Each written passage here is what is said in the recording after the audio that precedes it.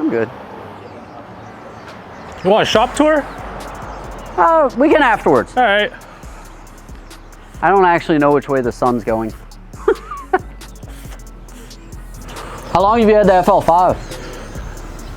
Over a year. Still smells new. I mean, I barely cracked 1,500 miles. Oh, that's cool. I don't drive it a whole lot, but Yeah. I actually, like I told you, my buddy who works for Honda, he's able to track me my stats. Okay. I was like, I think 44th in the country, 14th in championship white, and somewhere in between as far as California. Wow. I mean, the first wave was mostly California. So, yeah. But I picked mine up on my birthday, November 9, same day as Honda Pro Jason, actually. Which is literally a birthday present to yourself? Yeah, my wife helped me too, but yeah. It's just funny though, because I know he's in like Illinois. He picked his up in LA though. Yeah. At like Honda, I forgot which dealership, but we literally picked ours up the same day.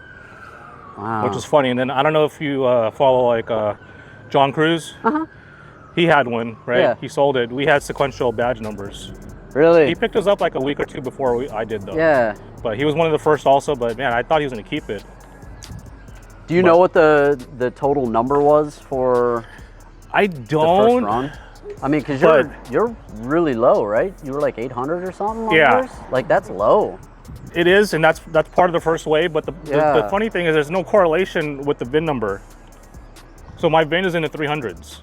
So that, I think the VIN, 368. Yeah. So I think the VIN is more indicative of the order off the line. The actual production number off the line? So I have to look at my post, but I have the birthday of the motor, which was like in May of 23, and then it rolled off the line in August something, and then dealership got it like late October. Wow. And when after they, I guess, did PDI, the day they got it on the lot, or the day they opened it up on the lot, I went there. So I wonder how they do the number plate then. Yeah. Like I wonder what how the placard relates, because it doesn't seem like it's a direct correlation. So my buddy says there's no rhyme or reason, it seems. I'm thinking is they're maybe batched somehow, right? Like, you know, they make the first let's say 1,000 plaques, and they just kind of give it to the assembly line and they just put them on with no particular order. So if this is in the first wave, I guess it makes sense that the number's under 1,000. Right. If that makes sense. Yeah, no, it does. Because I've seen, you know, through Facebook groups and things like that, like there's people like, I think in the Midwest that are lower as far as badge number. I think the lowest one I've seen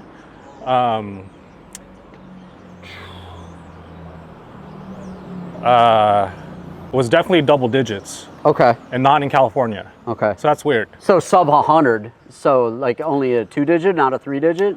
Yeah. Wow. Okay. I think it would have been in the 20s, I think, even. Oh, wow. Yeah. Okay. Which is very interesting. But yeah, so interestingly enough, like my buddy works for Honda, when the FK8 came out, he had one to play with. Yeah. Before they were selling them at the lots. Okay. He had badge number 6. Oh, wow. And he took us around and everything. That was my first exposure to the FK8. Now, did you own an FK8? No.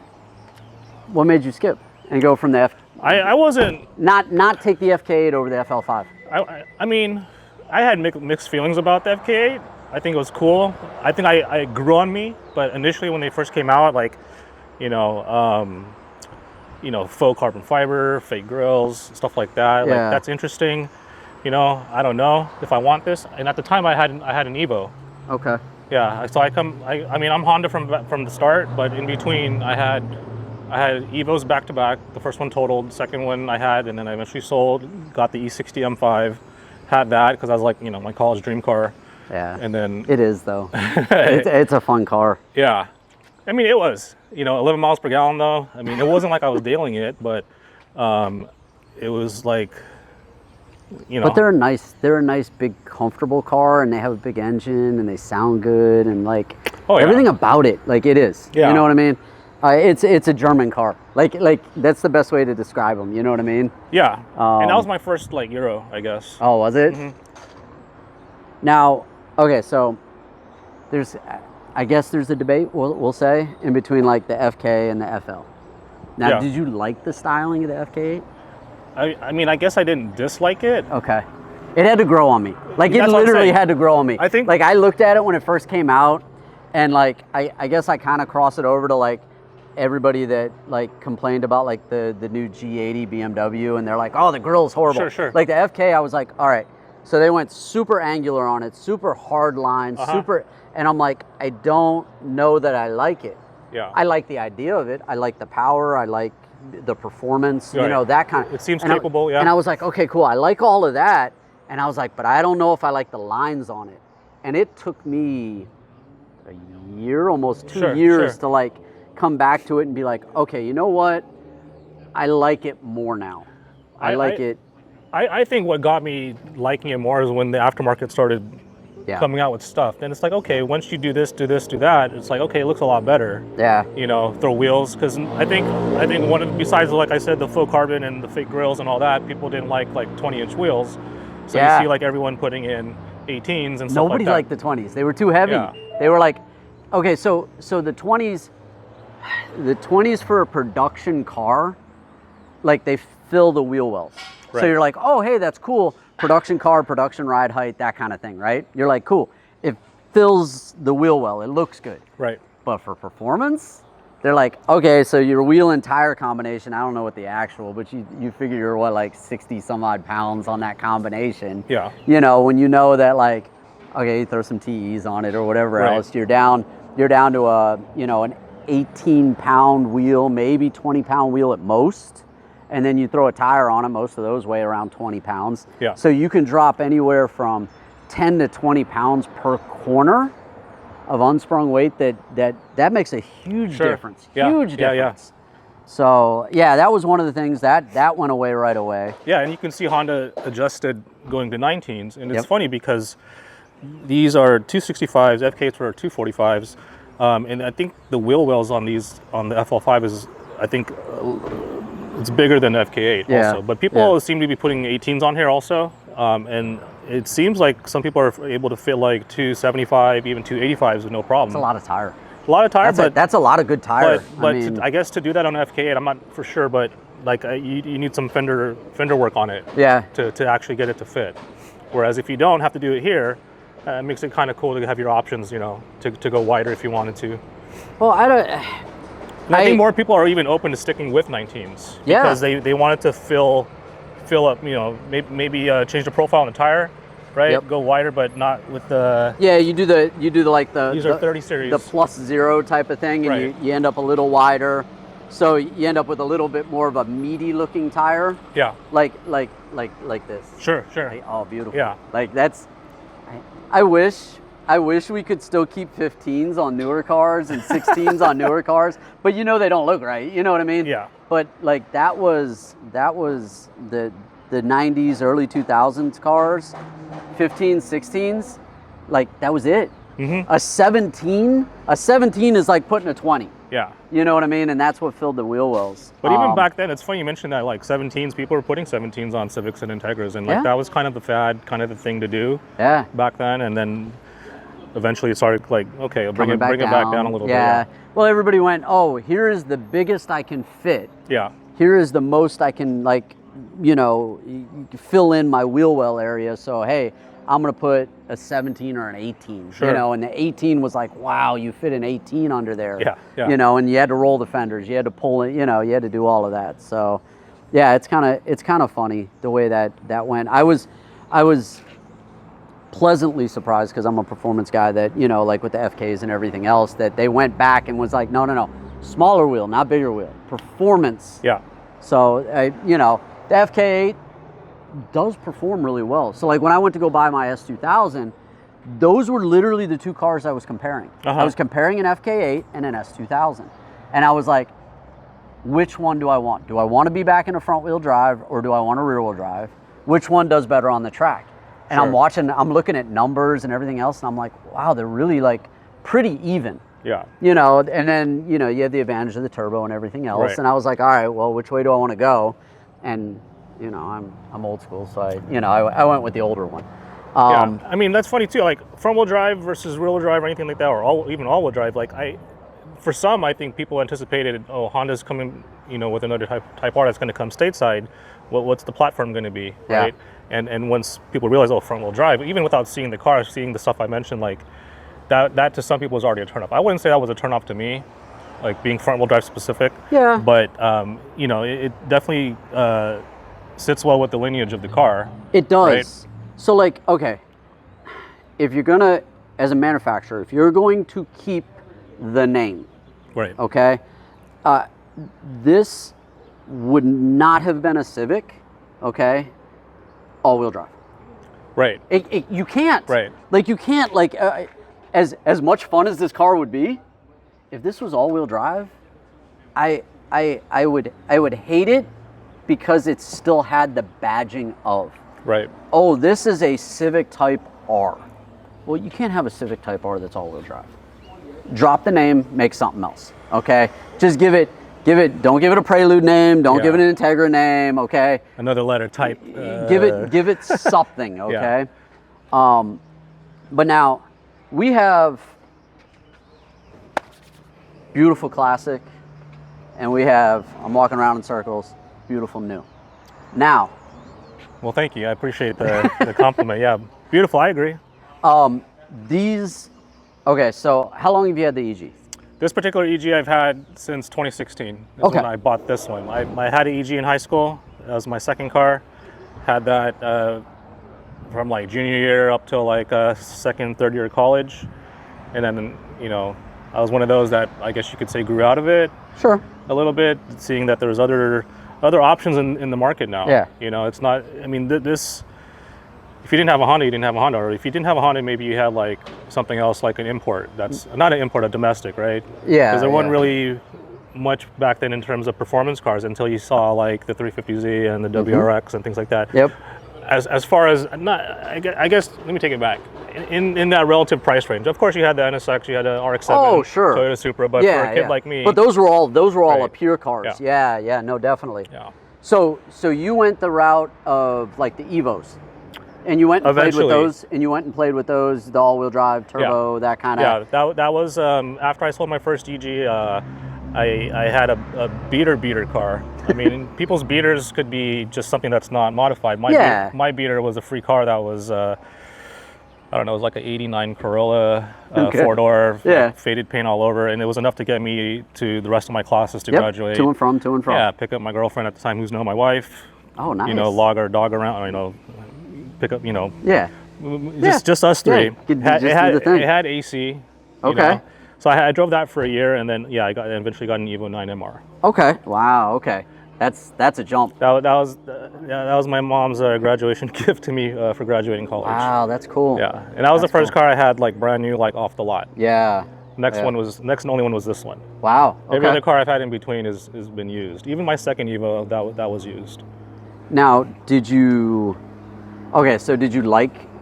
We'll sidetrack a little bit. Did you like the Evos? Absolutely. Okay. Yeah. You like the power, the handling. Oh yeah. Were you a straight line guy in them? Were you like, let's make a bunch of power? Or were you driving it like a Canyon type of car? I think by that time, I think I phased out of the interest in the drag scene, which was like what I was kind of into back with the EG. Yeah. It was swapped, it was turbocharged, and we'd follow all the big names. We talked about this earlier. On the East Coast, you had all those things, and talked about imports versus domestics, and people breaking records, running 10s and then 9s. And everything Papadakis was doing with his Civic and all of that stuff. Yeah, that was the thing, and that was kind of the goal with that first EG was straight line power. I didn't think about anything else that it was capable of. Yeah, at least at the time. Yeah, that makes sense. Now, I mean, a lot of us did that. Now the way I've built it, it's a little different. Okay, so all right, we're on T's. That's obvious. Yeah. What kind of suspension are we running on this one? So as far as coilovers, they are Tane Street Advanced coilovers. Nice. It's interesting because I got this from Tane directly. They were transitioning from the Street Advance to the Street Advance Z. Yeah. And they wanted to kind of benchmark before they rolled it out, and they were looking for a mostly stock EG to test it on, and I fit the bill. I got connected with them, and actually the only thing I had at that time was lowering springs. So the car was already lowered, but everything else was completely stock, that was the perfect fit for them to use to benchmark. Okay. So I'm running on those coilovers, the same ones. Those were done, I think, in 2017, about a year after I got the car. Wow. So I'm still running those. Okay. But everything else, because this was a high mileage car when I got it, over 300K, you know, as you can imagine, all the bushings and stuff like that. Yeah. So I have a lot of like off-the-shelf parts that are available that anyone can buy. You know, nothing custom like one-off or anything like that. Yeah. But from the front, it's a lot of K-tune stuff. I have K-tuned the front camber arms, lower control arms, compliance bushings. Okay. Did you go with the hardened? Did you go with spherical? Just hardened. Okay. Yeah. So it's still livable on the street, like some of the stuff is spherical, I think. Yeah. Like we'll get to the back, but the other thing is the Home Development's ball joints, the front ball joints for the roll center correction. Yeah. And that completes the front. And as far as the back, it's more or less the same. I do have Home Development's rear camber arms. I think those are spherical. K-tune toe arms, ASR lower control arms, ASR subframe brace, and the ASR 24 mil the ASR sway bar. Ah. And I got it all in black, so it's somewhat, you know, kind of low key, uniform. Kind of low key. Yeah, I mean, not that I don't care that people like look under there. I do have a shiny exhaust, so it's like, yeah, I'm not trying to like block anyone from, or not trying to like avoid attention. It's just I thought black looked good. It does. So it really does. Yeah. Yeah. Yeah, I think that's suspension wise. It as far as suspension, and that was done last year. Oh, okay. Mm-hmm. So that's all pretty fresh. That's nice. Yeah, I mean, as far as the stages of the build, it was, you know, after the coilovers, it sat for a while, and then it was engine swap, paint job, and then suspension and wheels were all done at the same time. Okay. Yeah. Okay. Now, when you do your project cars, because I mean, it sounded like the same way I do mine. I'm like, okay, first stage is X, whatever first stage happens to be, depending on the car. Sure. So for yours, was the engine swap because it was a high mileage, kind of your idea of like, that's where I want to start in this car? It wasn't the first choice, I'll tell you that. Okay. But I'll say this, like having an EG from before and building it the way I did back then, yeah. There's a lot of things I did to that car that I didn't want to do to this car. So you could say, like, maybe for a lot of people as well, like this was a redo. Okay. You know, some people, this is maybe their first time getting into an EG and building one, but this is my second time, so I know like what not to do. Not necessarily the mistakes. I guess some of them could be mistakes. I mean, or it's a matter of growth. Right. You know, because you're like, look, I'm not looking for just a straight line car anymore. Right. I'm not looking for, you know, a big turbo making X amount, because that's not what I need it for anymore. But even for like let's say aesthetics, like I had like a CX, right? And it didn't have the moldings. It had like the indentation. Yeah. I did the thing where like you flushed it. Yep. You know, you made it flush, and that was like part of like, you know, how people would like sort of like build their cars exterior wise, along with body kits and things like that, and funny taillights or taillight conversions and stuff like that. Not that I did any of that. Put super taillights on it, you know, because you know those poor Supras all lost their taillights at one point. MR2 vents on the side. That was pretty cool. I definitely like that. But yeah, I didn't do anything that far. Yeah. But even other stuff that I had on the car, like I had fake TEs, right? Young kid, not a lot of money. There's only so much money, you know. I had a fake carbon fiber hood. Yep. That actually blew up on the freeway and cracked my windshield. Wrapped up over the windshield. Yeah. I've had that happen. I had a fake spoon duckbill. You know, so now I got like actual, you know, branded so now parts. I have a Jay's hood and you know, real your second TEs. time around, coming back to it, you're like, hey, not necessarily, well, I guess we could say learn from our mistakes or learn from our previous builds. And then you're like, okay, now I've got a little bit more money. Now I've got a little bit more time, whatever it happens to be. Cool. So Jay's hood? Yes. Jay's hood. It's a Mode Parfum carbon fiber wing. Yeah. Roof spoiler, I think is how they call it. Yeah. Thin moldings? Yeah, password JDM thin moldings, yeah. And then did you cut the fenders or did you get other fenders? Can you JDM tell? fenders. No, it looks good. That's why I like the spacing looks good and everything for the reflectors. It's funny. That's like the only difference, right, between the USDM and JDM. Yeah. No, these are real. Okay. Yeah. So when I bought this car, I bought it from a good friend, Matt, and this was actually his second Captiva Blue SI. Oh, okay. So he had one in high school, also a Captiva Blue SI, and I guess it's a rare color. If you look up the chart with all the numbers. How many? It only came out in 92 and 93. Okay. And only on the SI model. Okay. Actually, I believe it also came in 93 and 94, but not an SI model. I think it came on the DXs. Okay. I think. Oh, don't worry. We'll get that comment. Yeah, well, that'll sure. explode in the comments. They'll be like, no, it made exactly in that half year here. Yeah, or if you could find the grid, you want to, put it up as a little, graphic or whatever. But yeah, God bless Matt. I mean, he was selling this car. He was moving out of state, and I wasn't even looking to get him back into an EG at the time. Yeah. I had my Evo, my second Evo, and I actually had, I had a CRX too, and then I sold that. I actually got it from my cousin.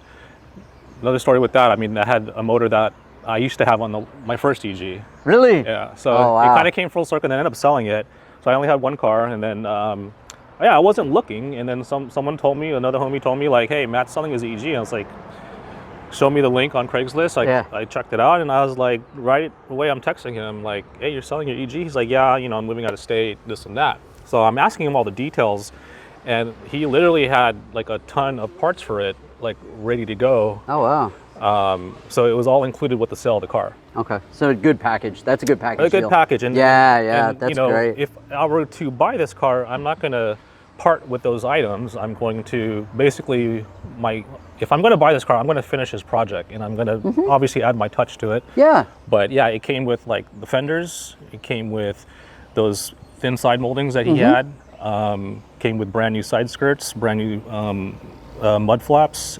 He had brand new OEM Honda front and rear bumpers. Oh, the wow. front lip. Besides the JDM fenders, he had the JDM corners, the JDM headlights, and the JDM EG6 outer taillights. Wow. He also had a JDM wing. Okay. And he had the one-piece version. Yeah. There's also a two-piece, but they both have the long LED brake light. And then he also had the JDM bronze rear hatch on the car. So he had a whole collection of good stuff. I basically bought his project. I mean, aside from that, the most important thing is that even though it was high mileage, it was running perfect. Honda. It was a Honda. Yeah. Come on, like. But even with the mileage, and all that, like, it was running. I feel as it should if it were 100,000 miles less or even less than that. He also had an EG6 cluster that came with it, an EG6 JDM steering wheel. Man, it was a good start. That was a good start. It had the armrest. Yeah. So I got a sweet ass deal. Yeah. Yeah. I almost felt bad. Like, am I? You're like, is this too good? Am I robbing him or what? Yeah. But just to throw it in there, he's on his third Captiva Blue EG that he picked up, I think, last year or the year before. Yeah. So I'm happy that he's back into it. Yeah. And we actually shot them together just to kind of like, hey, look, Matt's back into it. Like, this is dope, But as far as numbers, I think it was around 2,000 something that came in Captiva Blue SI for those 2 years, 92, 93. Yeah, it's a low production number. Yeah, the most rare color, I believe, is one of the blacks. There's two blacks. There's a Granada Black Pearl, and then I can't think of the other name. White, also Frost White, I think, was also available in SI, but Frost White was also available in CX and I think DX. The other ones, yeah. So when you see an SI that's white, that's kind of like, dang, Yeah. Yeah, and it's like, is it really an SI? You know what I mean? Yeah. And you're like, oh, it is. If you're tall enough to see the sunroof, then you're like, okay, cool, for sure. I'm barely tall enough to see the sunroof. You saw him look at me when he said that. He's like, if you're tall enough, But no, so engine-wise, where did you go this? Where did you go this time? So it was bone stock when I got it. D16 Z6, AC, power steering, cruise control. I'm not sure if those are factory options. They're almost bulletproof. Like they run forever. I mean, no intake, no header, just straight bone stock exhaust. And then I ran into some issues with the car. My buddy that did all the work. He was diagnosing it, and he's like, look, if we're going to figure out what's wrong with it, we got to go a little deeper. And I said, what does that mean? Does that mean I just have to get a swap? Yeah. I was trying to find a way to move forward with something cool.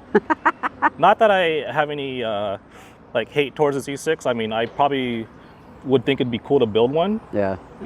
Keep the singles alive. Yeah. Single jingle. Yeah, I got a buddy of mine that's doing that. Yeah, I mean, they got potential, It's a matter of what you want to do with them, I guess. But I was like, look, I don't want to tear it down any more than we need to.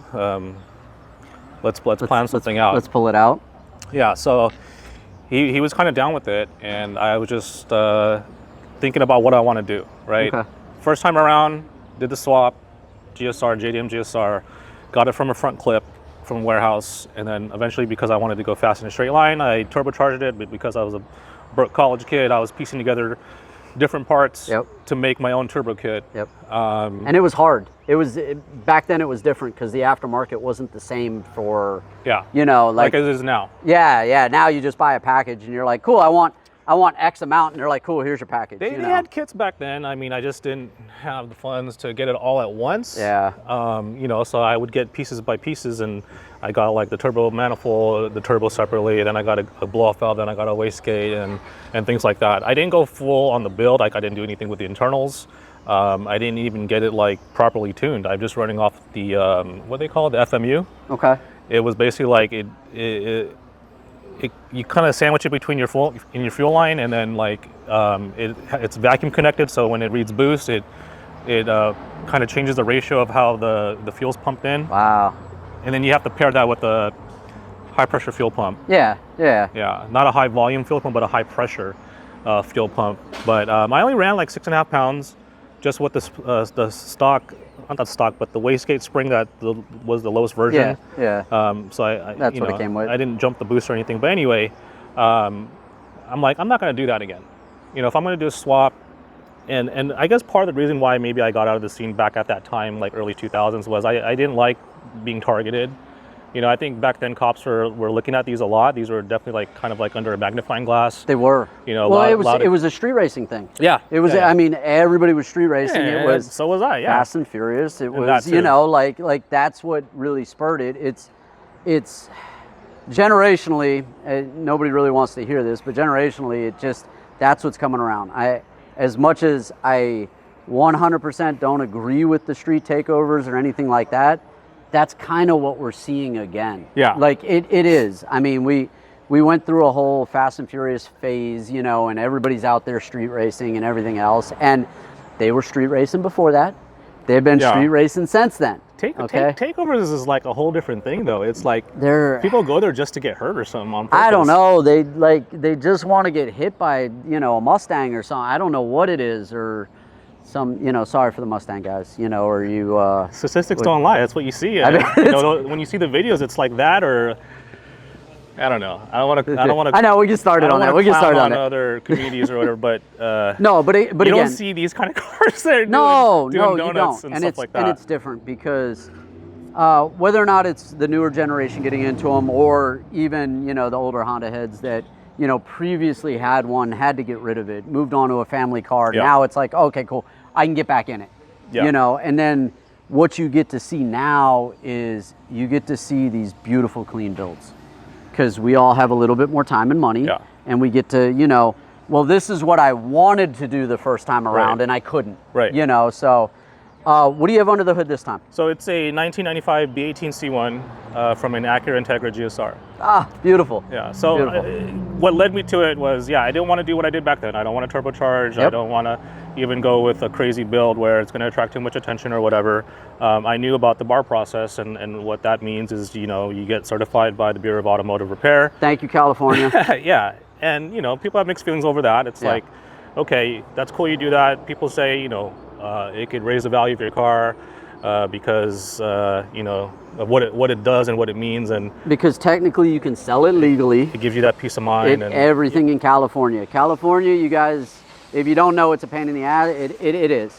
It's completely, it sucks. So to do it legit, to go through the process, and I mean, it's kind of the same way with the right-hand drive JDM cars, you know, like, I want to California plate it. Well, okay, cool. You're going to go through this X amount of process that's so much time, so much money, everything else, to say that it's legal.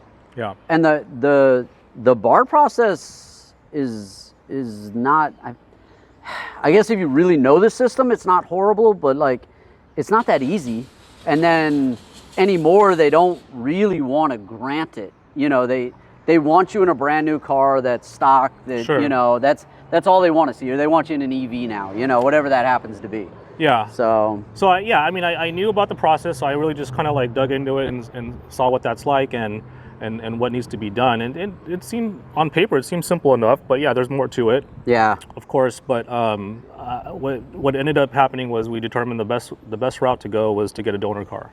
Okay. So that you get a car with, not just a donor car, but you pull the engine, all the wiring, the ECU, you pull everything. Yeah, but I mean, a donor car that at least maybe is as close to stock as possible, has the original motor, not something that's like been because it's all your emission control devices too. Correct. Like, so it has to have all that stuff in the car too. Yeah. Because if you get the donor car and it doesn't have that, you're still gonna have to source everything that you don't have. Which, in the end, going through the process, we still had to source things that I didn't necessarily have or that had to get replaced or whatever. Because it was a donor car that had like intake and exhaust. I mean, whoever had it, did some things to it. Yeah. Had your basics, like, but nothing internally.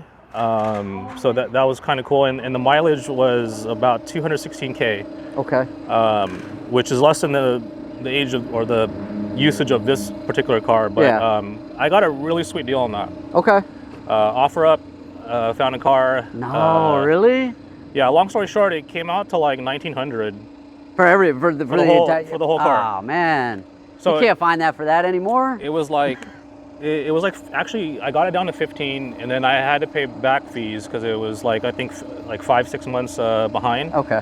And I don't know if I needed to do that. So, whoever's like following and like they may want to do this. Yeah. I don't know if I had to or if I could have just like sold it right away. Yeah. But I ended up getting the title in my name, and then I sold the shell. Yeah. And sell it out, which is great. So it was like 1,500 and then like 200 in back fees, and then a little bit more for the smog to get in my name and all that. Yeah, and get all of that finished. Exactly. And then sold it for like, I think 6. Okay. So I got a full swap. Yeah. For like under 2. It's a USDM, GSR. Like, And then of course, because you're carving and everything else, and you're going through the bar process, you want a US. Because you just don't want any other issues. You don't want, like... You could, I believe you could do a JDM motor, but you still have to source all the emissions components that obviously wouldn't come with that. Yep. So... Yeah, so that's... Can we look under the hood? Absolutely, yeah. Oh, let's look. Let's take a peek. When'd you, how recent was the paint work? Same year. So this is you can call this a COVID pandemic build. Okay. I was furloughed. My buddy, extra time sitting at home. Let's do some stuff. My buddy that did all this work, he was furloughed at the time, so I got really lucky. If he wasn't, who knows if this would be at the stage it's at now. Yeah. So. Yeah, because downtime wise, I mean, hey, the fun thing about California is we have no winter schedule, no winter downtime. Okay, it's just kind of how it goes. Man, it's super clean. Clean. Like his work is very clean. He's very meticulous. I'm happy, obviously, with everything he's done to the car. So overall, very I'd like to say stock, because you don't have everything tucked. You don't have everything deleted. You still have your brake lines, your booster. You know what I mean? Like it isn't to the point where it's a show setup and it's like, hey, look. Let me get rid of everything, and there's nothing wrong with that. Like that's good depending on, your style of build that you're looking for. Sure. So the fact that you can still see all your wiring, you can still see, your brake lines and all of that. And who knows? I might go that route where I want to do all that. I don't know. Take it to that next step. I haven't ruled it out, but I really do like the way it looks and the way it sits. It just so there's something OEM plus, Sure. we like to reference it like that. That's it's OEM plus. You still have like cruise control. Yeah. You still have as much as I like a fully shaved engine bay that, just has this on display and you don't see anything else, this is still beautiful. Thank you. It's really clean. It's like, it looks like it rolled off the showroom floor, which is, I mean, thank you. At least on my end, that's, sure. That's always something I try and accomplish. You don't want to open it up and be like, oh wait, let me put that back in there. Oh shit, this came unplugged today, and it's like, Yeah, it's interesting. It does feel like Honda maybe built it this way, or there was some version that we don't know about. Of course, you know, you look at a JDM EG6, it does have a B series motor in there, B series VTEC. But yeah, as far as the USDM 5th generation Honda Civic, yeah, only single cam. Yeah. But if there was a dual cam version that came out at the time, it would probably look close to this. Minus, I mean, you got full AC, you got everything. Are you missing any? You're not missing anything. As far as the accessories, no. It all came with, when it was single cam, yeah, this is the same setup. Power steering, same setup. AC is the same setup. Obviously, you got to do a couple different things, like you got to get a CRV AC bracket if you're going to run the D series compressor. Okay. So I was able to source that, obviously. But yeah, so a half radiator that came on the car. That might be changed sometime in the future, who knows, but yeah. But they work. Yeah. They do, you know what I mean? Like it's hard because it fits there, it works. It's like, unless you're really running the car that hard, or you know what I mean? That's what it came with. Like, right. And I don't know, it's something about the older generations. I love seeing just the little half radiators over here for some reason. I don't know why. It's just one of those things, like it's expected, you know? Yeah. It's one of those sorry guys, it's one of those cute Honda things, because it is like it's so tiny compared to like all these other cars, you know, they all run big cooling systems and everything else. That's all it needs. Yeah. And I've seen people run full size on these, maybe without the AC. I'm not sure if that's possible, but yeah. You're on full size, you try and tuck them, you try and, you know. Right, there's tucked versions, there's full versions. Even with AC, there's you can do a tucked version of an AC setup as well. Those look pretty cool. I've seen some of those. But yeah, power steering. Not that I was like, you know, I can't handle manual, because I can, but wanted to keep it all there. Yeah. Not that I would say I use cruise control like ever, but it's there. But the fact that it's there, it still works. It's still, you know what I mean? Like, yeah. And I think at least for me, until it was the time to go to the next level. Okay. So if you want to turn this into, well, I'll just kind of say like more of a show car, you know, because once you start tucking stuff, that's kind of the idea, you know. You're trying to show off more of it at that point. Until you go to that point, like this looks beautiful. Thank you. Yeah, it really does. Just a disclaimer though, when I did get it borrowed, I didn't have the intake manifold. It was a stock GSR manifold, and I believe we ran the stock intake tube and airbox. Did you? Yeah. Okay. But this is a Skunk 2 first gen intake manifold. It doesn't have the Skunk 2 plaque on it, but it does have an EO number. I do have the sticker for it, so it does have carb legality, I guess. Yeah. But you know what? I mean, unless you really know, it looks OEM. Yeah, well, because it is really based on the it is the first gen Skunk 2 manifold is really based on the ITR intake manifold, or you know, design. So a lot of people ran that before I think Skunk 2 came out with the version. But is it just a bigger runner? Is it just a little bit bigger, and the way the design is, the GSR has got like a butterfly design inside, and it's got this, like, I guess people call it like a snail shape sort of, but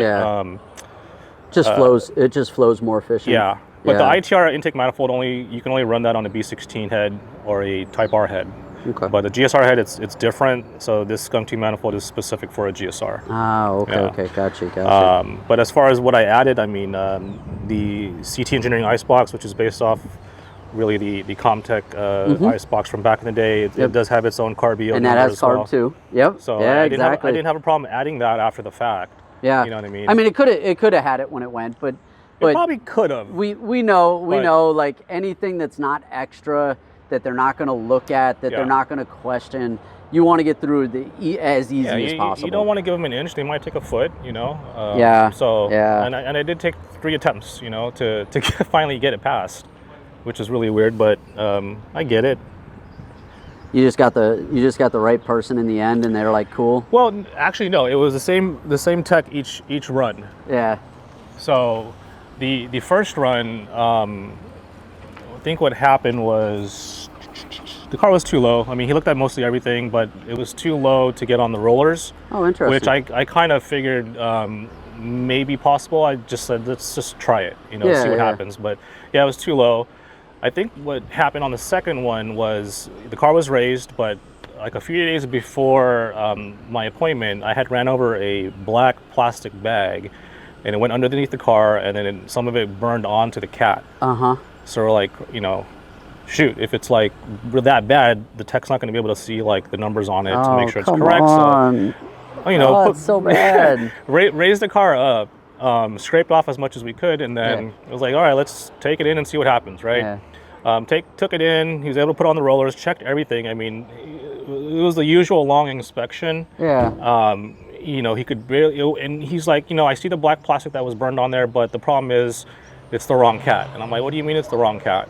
And I thought I had the correct MagnaFlow California compliant cat that was for the GSR. Yeah, exactly. He was going off of a diagram. So on the diagram, it shows that the O2 sensor is like directly in the middle of the cat. Whereas this one, it didn't have didn't have the O2 bung on there, so I think I had to have it welded on. You had one welded. Onto the pipe where it gets, you know.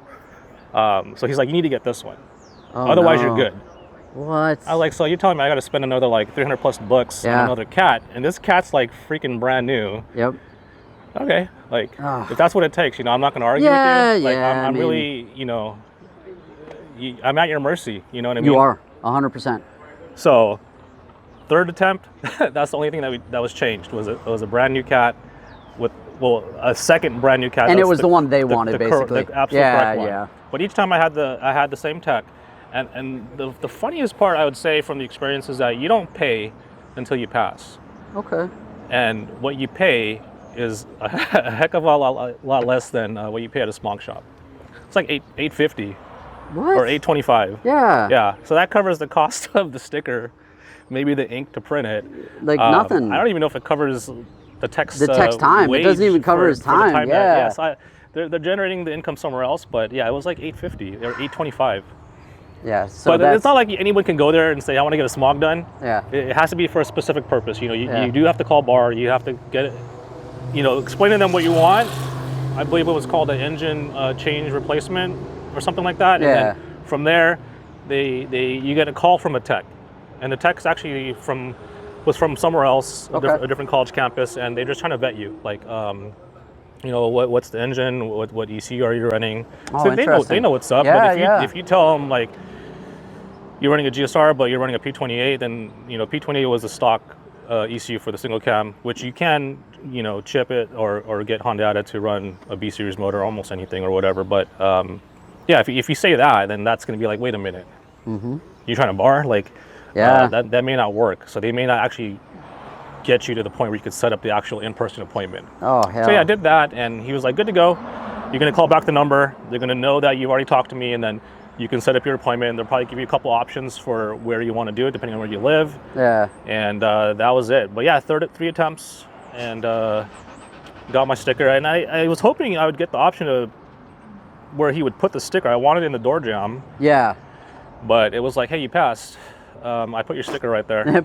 Right there. I was like, thanks, dude. But if anything, you can get replacement stickers, obviously, if you are legit. You know, let's say I do want to do a tuck or something like that. And I want to spray the bay and scrape that off and get a new one. And you know, that's not a big deal with that. So.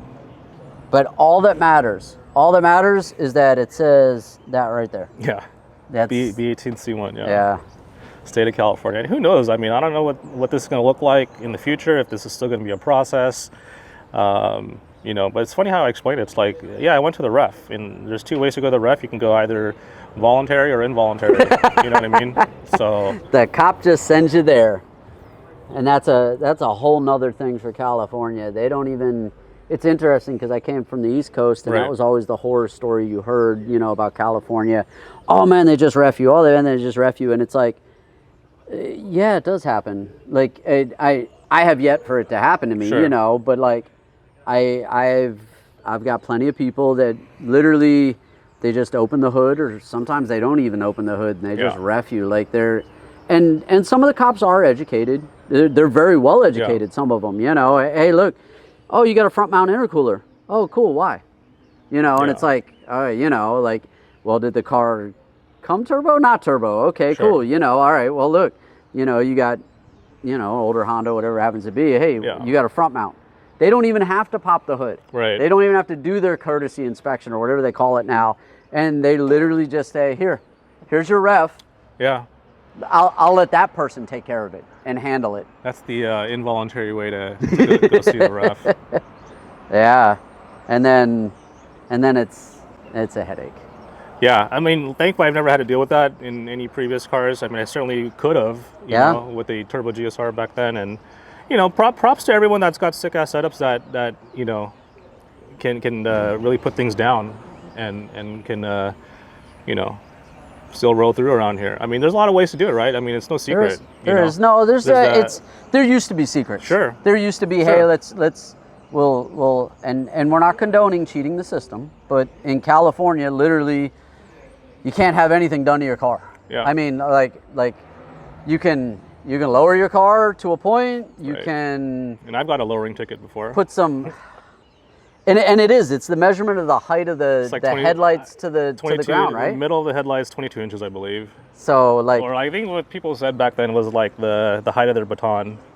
Okay. Maybe somewhere around there. I mean, maybe that's what they use as. Is that before they hit you with the baton, or like, I'm sorry, no, that doesn't. Yeah, my bad. But yeah, that's it.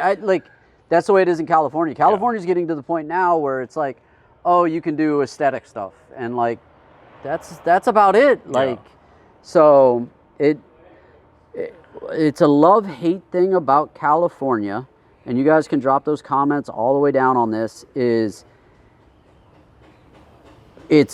probably one of the most strictest for, you know, the U.S. Yeah. Okay, everybody seems to follow California's strictness on what they do on the automotive side of things, but we have arguably the best, if not the largest, okay, car community. Oh, 100%. And being in SoCal, like it's even deeper. That's one of the things that's the most amazing to me is we can pick a day of the week, head out at night.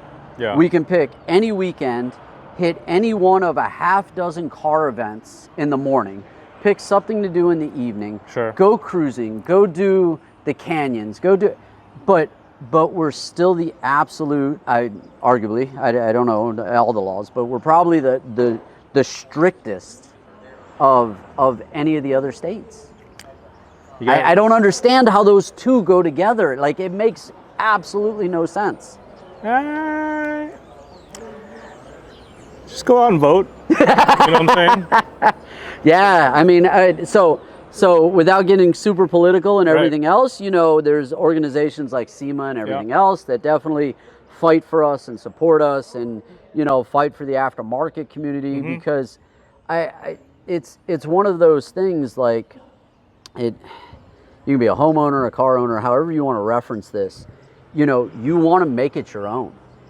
You know, very rarely does a manufacturer of anything spit something out that is absolutely 100% perfect that you wouldn't change anything. Anything. Sure, yeah. You know what I mean? Like we can talk about your shoes, okay? Like you're gonna swap the laces, you're gonna swap, you know what I mean? Like just about anything down the line, and that's what we do as you know, our society, personality, however you want to reference that, is we want to make it our own, and we should be able to.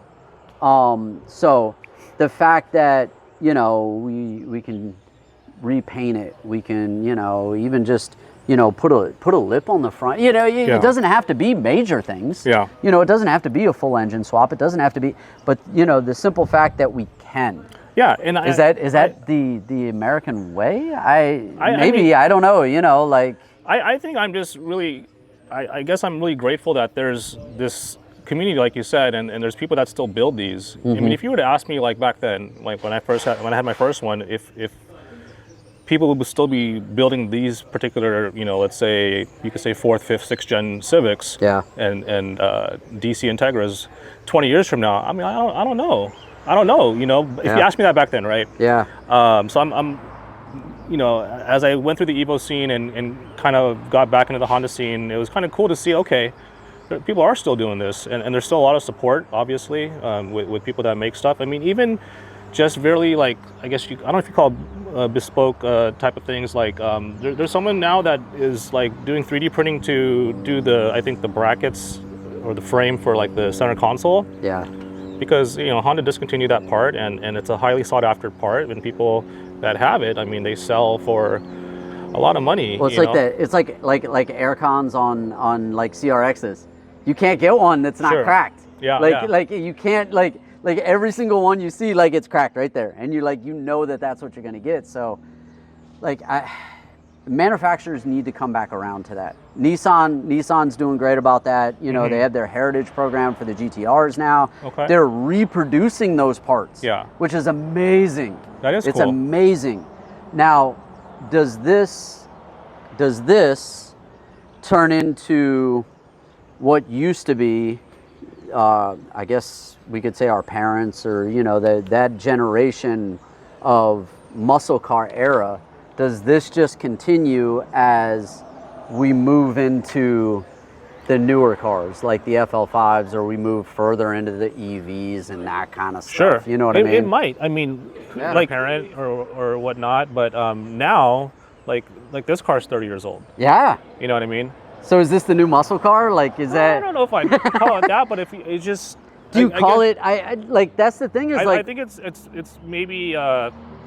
I'd call it maybe a classic. Yeah. I don't know about a muscle car though. Maybe not muscle car, but a classic. Yeah, Yeah. a classic. Because that's what the muscle cars were considered. They were considered a classic. I think it's at least teetering on that. If you don't want to get down with it, that's fine. But I don't mind. Yeah, calling it. So a this classic. is the new classic. Because okay, so let's do it this way. Or a variation of it. Previously the previous classic cars were muscle cars. Sure. So the new generation of classic, the now turning into the classic car, is the JDM cars. Yeah, and I think like it depends on durability, obviously, right? Yeah. If the car can't like last, even if you do rebuilding and stuff like that, then what good is it going to be, right? Like classic muscle cars got a lot of metal bumpers, Yeah. This has a lot of plastic. I mean, over time, how often am I going to have to like? It fades, it cracks, it disappears, and then nobody remakes it. And then it's Correct. like, well, then what do I do? Right. So I think the biggest advantage on the JDM cars, they run forever. Yeah. That's definitely a plus. honestly, like 200,000-300,000 miles, and you're like, okay, cool. Like you go buy a used one, it's got 200 and some odd thousand miles on it, you're like, oh, okay, cool. Like you check the oil, you're like, oh, okay, cool, it's got oil in it. Like I'm good, like whatever. I think to answer your question though, what do? You can do what some people do. You hoard a bunch of parts. You get spare heads, spare transmissions, spare bumpers, spare hoods. Yeah. And you hold on to that. Yeah, that's true. I think. That's true. So then, will this be the next classic? Do you think where Honda's gone, and look, just so everybody knows, we love Hondas, okay? We're not going to bash one way or the other, Sure. but for the newest generation that they've been spitting out on both, the Honda Acura side of things, the FL5 or the new Integra, or and they've kind of tried to come back to the enthusiast side of things. Yeah.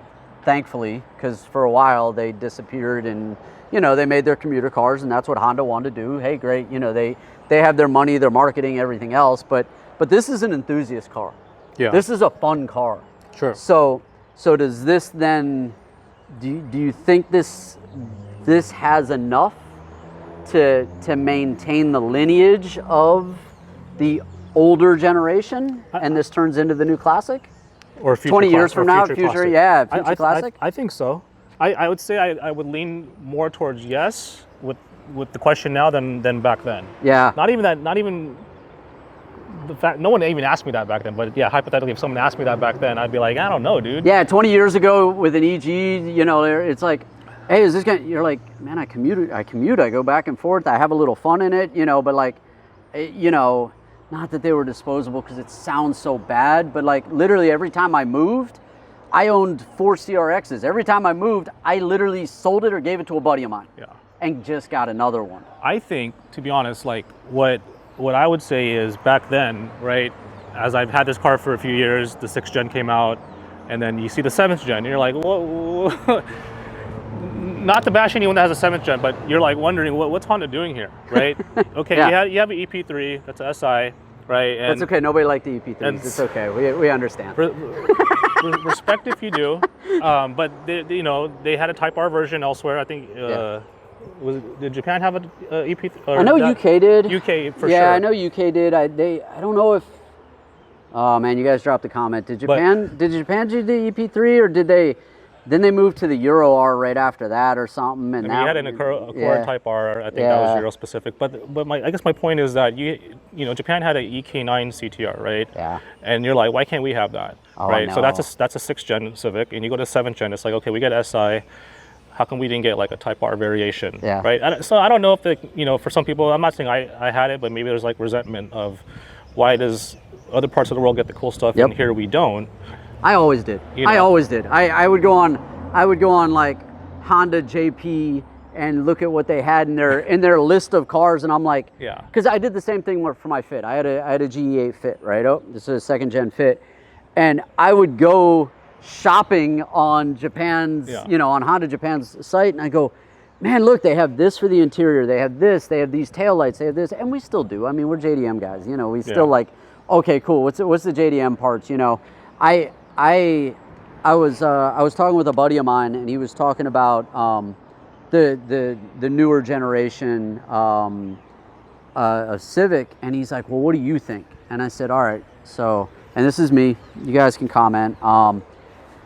I look it up, and if it's not necessarily made in Japan, but produced for the Japanese market, then I'm okay with it. If I look at it and there's no support in Japan, then I'm like, I'm not as interested in the car. Because yes, the aftermarket may be strong here in the US, but you want an aftermarket that's global. You want an aftermarket, especially for JDM cars, you want that aftermarket to be strong in Japan. When I go to Japan and I see a newer car and I see all the support they have, I go to Tokyo Auto Salon, which is next week, and I see that car there, I come home and I want that. I want that here. And there's definitely like a desire, or like, you call it what you want, like FOMO, fear of missing out, like yeah. So that's one of the things with the FL5 is it's now supported. Yeah. Okay. For sure. It crosses over. It crosses over the pond. It crosses over. It's in Japan. It's here. It's it's. I think that's important. I think that's important for us as people that love Hondas, but for the enthusiast side of things too, because it shows that it's going to have the support, or the lasting support, in both manufacturer side of things, but also in the aftermarket side of things. Because. Like, I think also what's contributing to that question of whether this is going to be a classic in the future is like the rumors that swirl. Is this going to be the last internal combustion engine in a Type R? Oh, I know. We're getting to that part, aren't we? we really are. Where it's like, So I mean, we were talking about the Prelude earlier. And we went and saw the prototype at Honda, and it actually looks pretty cool. Sure. I don't knock it. We can debate that. You guys will debate it in the comments. I actually didn't mind the styling of it. Cool. All right, so is it going to be internal combustion? Oh wait, it's going to be a hybrid. Okay, is it going to be full? Like like when it actually hits production, how are they going to spit it out? Sure. Well, the move is to EV. We know that. Yeah. We're going to end up in EV. Like, unless something else happens, unless we start flying, we're all going to end up in EVs. We're going to have to start our own manufacturing company. Just start building engines or something out. Like, I don't know. But so what made you? Okay, so we started this beautiful.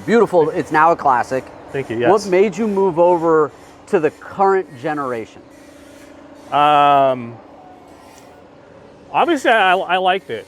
Okay. That's so you like the styling? For sure, 100%. I do too. I don't know if maybe Honda did a really good job with this campaign. Yeah. Compared to maybe the FK, because I was like, you see the spy shots and you're like, okay, what's different? Yeah. Right. There's this wing and it's got like brackets now. Is it going to be paint matched? You see kind of like the body shape from, and I like I don't know what you call it, like the how they camouflaged everything. They had the where they have the vinyl wrap on it, and it's all it's beautiful. So I mean, I was super like hyped up. I mean, this looks sick. Yeah. Like more so than I liked the FK when I even first saw it in person, right? But it's okay. It's got the triple tip exhaust or whatever. Okay, so is it going to be front wheel drive? Is it going to be changed? Okay, they're still keeping the K20C1. Okay, that's fine.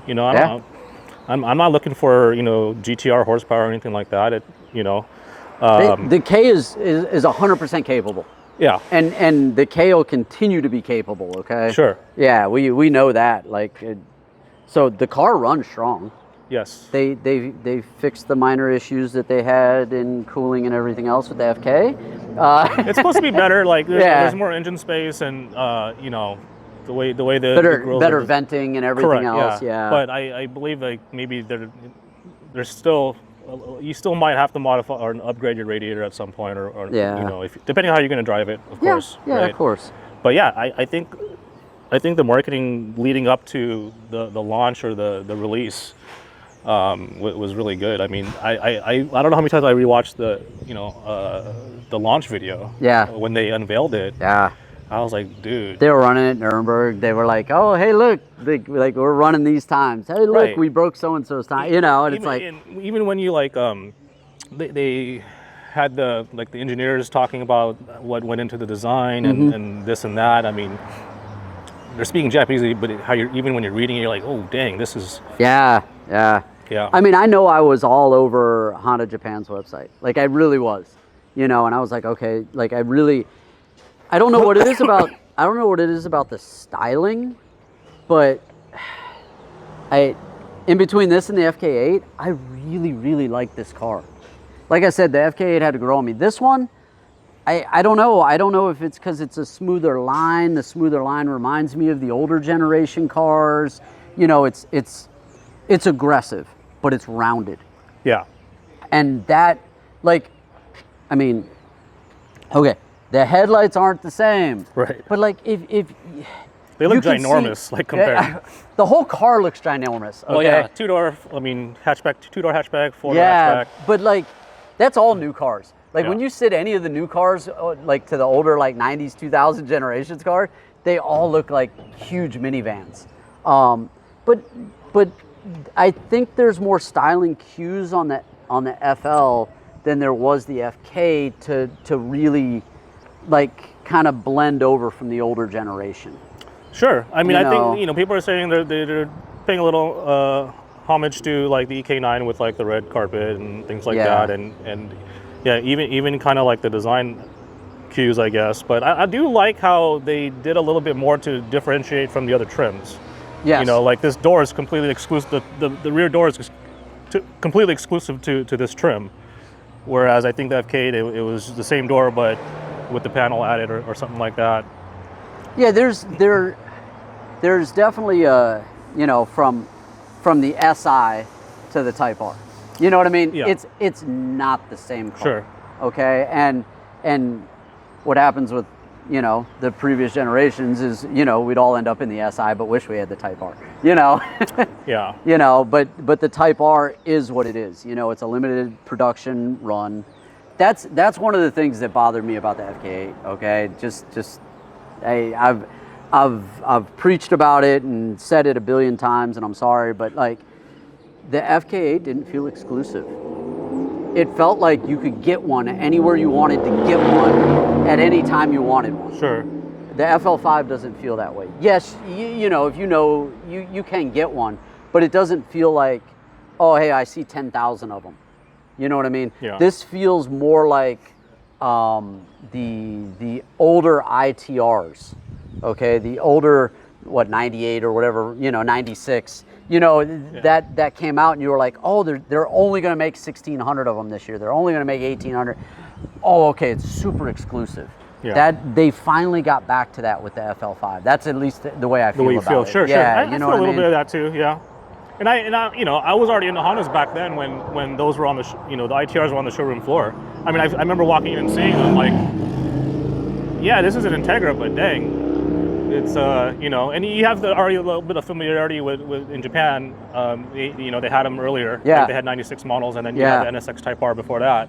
But you know, you're like, wow, this is the first stateside Type R, and it only comes in this color. And then obviously with 98, 99, I think the FL5 99, feels more like that. I do. Like, that's what it feels like to me. It feels more exclusive. It feels more like, you know, I don't know. It just doesn't feel like I can get one anywhere. You know, now,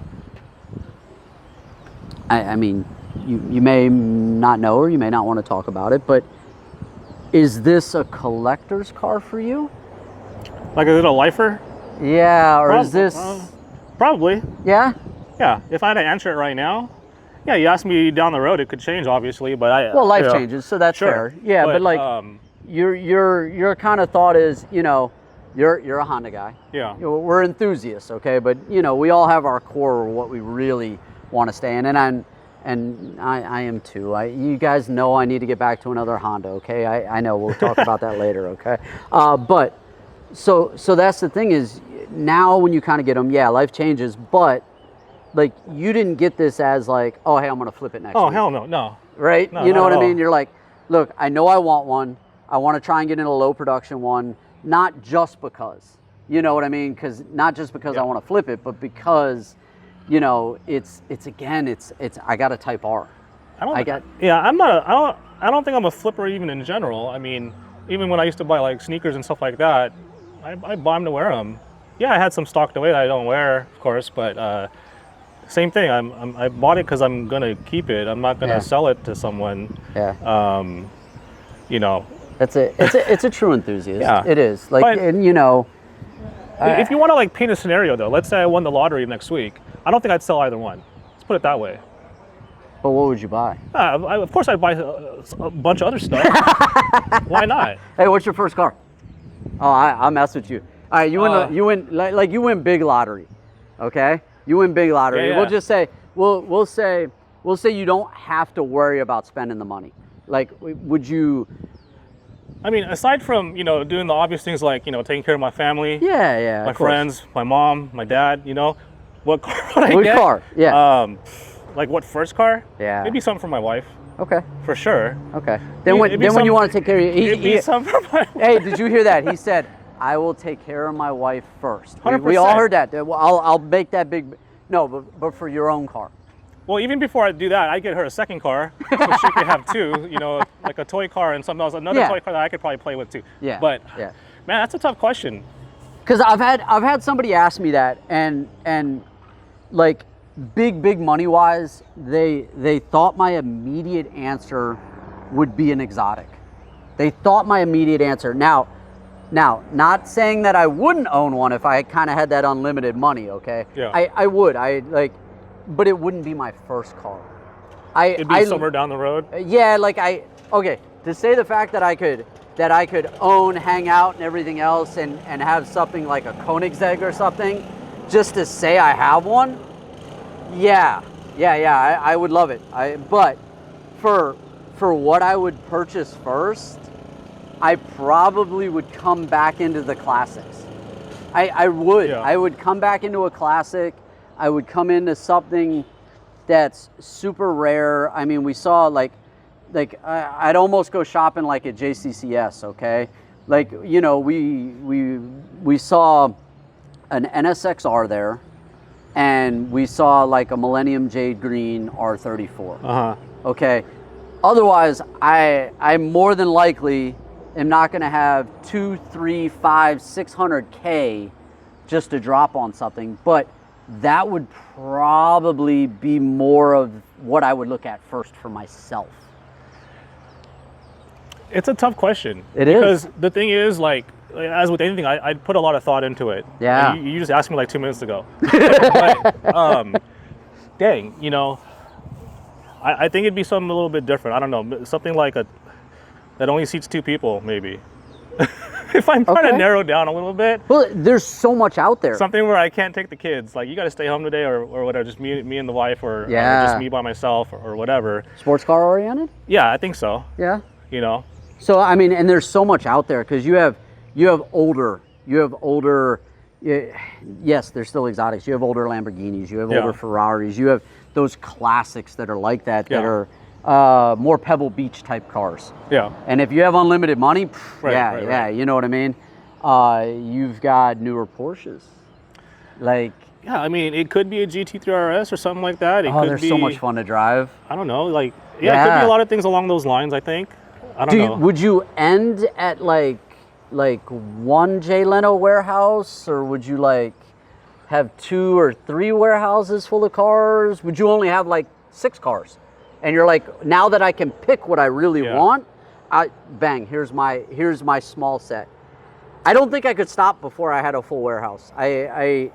You know what I would end up with? I would end up with a Gran Turismo, like, PlayStation garage full of cars, and I think it would be absolutely ridiculous. I mean, you could actually probably play, if you had that much money, you could play the game from start to finish, and then just accumulate as you accumulate your cars in the garage. And then just get a car, and then just add a car, and then just add a car. Do a real life version. Because literally coming up through that, I would have every Initial D version. I would go through and go, oh, what did they just spit out on a hot version DVD? Cool, let me add that to my PlayStation, to my, I think that actually would be really fun. like a true to life, like Initial D and a Gran Turismo garage. Sure. Hey, which one do I want to add today? Oh, I want to get this. Okay, let's go get that. Oh man. And then to make your selection, you're actually going through like the game, like, and it's going to unlock the garage door that is stored or something. I don't know. Like, oh man, weed. Oh, okay. Now I don't even know what. Yeah, that's a super tough question though, for sure. No, but it is. I think narrowing it down to like. Yeah, because you could go, okay, if you had unlimited money, what JDM car would you want first? Or what's like the biggest and baddest? Not biggest, but like what would be that car? Like a 60s GTR. Good old Haku or something. Yeah. Because otherwise I would never get it. I would, I can't say never, but I'm probably not gonna buy again a $200,000-$300,000 2-door. Sure. I actually like the 4-doors better, but I don't want to talk about that right now. The 4-doors, something like that. But that would probably be what I'd do. I'd probably go through each manufacturer line like you do in Gran Turismo and pick something very exclusive. Because as much as I'm not exclusively like a German car or even like a Mercedes person, that 190E or the 190E Evo version of the old DTM style. Yeah. Oh my goodness, that's a beautiful, beautiful car. But then I go down the rabbit hole and I end up a DTM car. So then I like, let me have the 190. Oh, you know what? Let me do an E30 and do it that style too. And then I end up with a warehouse again. So. But yeah, but for sure though, like in that scenario, like I don't think I'd ever sell these. And I don't think I'd get to a point where I'm ever going to be above it or too good to own these. Right. You know what I mean? Like, it's just who I am. It's part of like how I grew up, my identity, whatever you want to call it. But I can still have fun with other things. Yeah. But you come back to these because that's the thing is like it's the same reason we all hate that we sell our first car. But like right now, my whole thought process for any car I want as a project build or anything else, I literally just want to just collect a bunch of 90s, early 2000 cars right now. And that's because that's what I came up with. Yeah. And like, I just want another. I want another CRX. I've had 4 already. I want 2 more. I want a glass top one and a non-glass top because the non-glass top I can really drive hard and the glass top I'll feel guilty about, But like, I want those. I want an EG, I want an EK, I want, an EM1 coming up through the gen, and like, I just want to line them all up. Like Yeah, I'm with you. After that first car, whatever it may be, I'd want to fill in with every other like, childhood, whatever, growing up, Gran Turismo stuff. Yeah, I 100% agree. It's interesting. I think I've come across on Instagram someone's personal garage, I think from either, it was like Singapore or Malaysia. Yeah. Dude had like everything.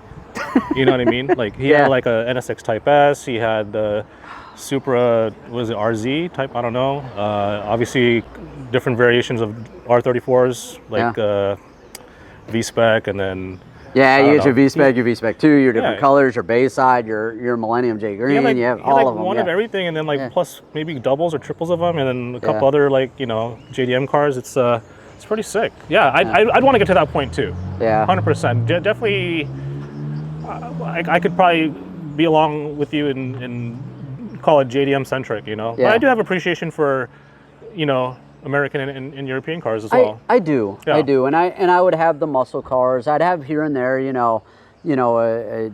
have whichever Mustang I happen to like out of the group of, whichever ones, and I would go down the line. I'd get a couple muscle cars. I'd get, like either the Chevelle or the Nova or something like, you know what I mean? Because Sure. There's some of those iconic muscle cars that, I would love to own. Yeah.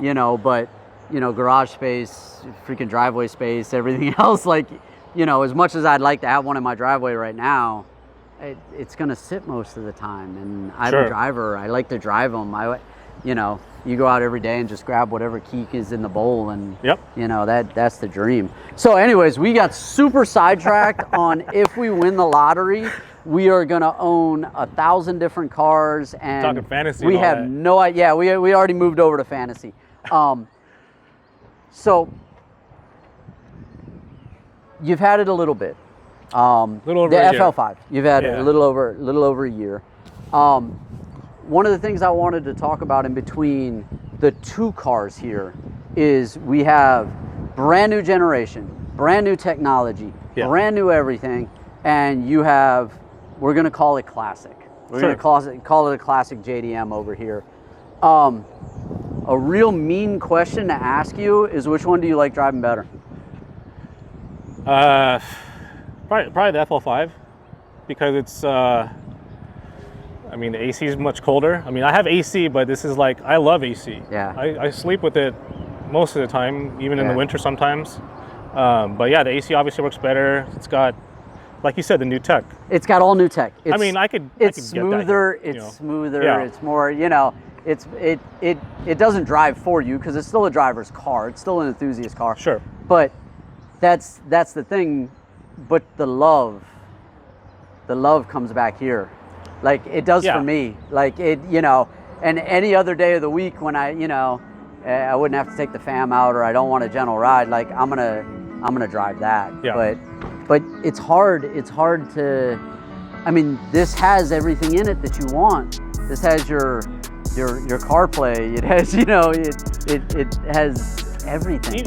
Even aside from that, Yeah. I mean, it's faster, obviously. So if I'm getting chased, like, by some zombies or a cheetah or something, like, I'll have a better chance driving Yeah. this than that. Yeah. Or if I have to pick up people because Anybody. they're being attacked or whatever, I got more room here. Yeah. I can only fit so many people here, and if I have to put someone in the back, I have to get out too. Yes. Recline, move my seat forward and then Yep. let 'em sit. Convenience, comfort. It's fast. Yeah. It's not that it's not fast either. That's the Right. thing. It handles really well. Yes. Still stock suspension, right? 100%. You haven't. This is still stock. 100%. Well, Okay. I mean, I did a drop-in filter, but that's Okay. about Well, yeah. it. Yeah, 100% stock. And it's hard. It's hard to fight the fact that, as much as we love our old JDM classics, when a manufacturer does something right like this, these are so much fun to drive. Yeah. They handle really well. You can take them out in the canyon. You can go get your groceries and come back with this and still be happy about it. I mean, it doesn't hurt your feelings at all. I've definitely went shopping in this, picked some stuff up. Yeah. Yeah. It's practical. It That's is. part of the reason why I liked it and why I got it. It's got 4 doors. Yeah. I can Got a full trunk. I can It's throw got- my kids in the back. Yeah. And then it's a family car, but it's a family car that's still driver focused. It's still enthusiast. Yeah. You still have fun in it. How do you like the seats? Are they comfortable? Yeah. I mean, I can't compare with the FK8. I mean, I've sat in FK8, Yeah. but not enough for me to remember like how to. People do say it's, I guess, better. I mean, it's a full bucket. It's Yeah. nice. No, they're great. Yeah. I definitely feel good in them. I mean, if you think about it, I'm rocking EK9 or ITR Yeah. Type R seats. Yeah. So these are also Type R seats, but from back in the day, definitely more comfortable in these. I like how the red crosses over. Yeah. So, you guys, drop those comments below. Let us know what you think. We were comparing, the new versus the old here behind us. if you guys had a choice, you know, which way would you go? Would you go with the brand new FL5? Would you come over here and we're classic JDM. I think we're gonna have to keep that forever now and just call it classic JDM at this point. Would you go in the EG, or do you like older? Are you an EF, you know, are you EF person, or you EK person? Which way do you like better? So you guys drop those comments, let us know what you think.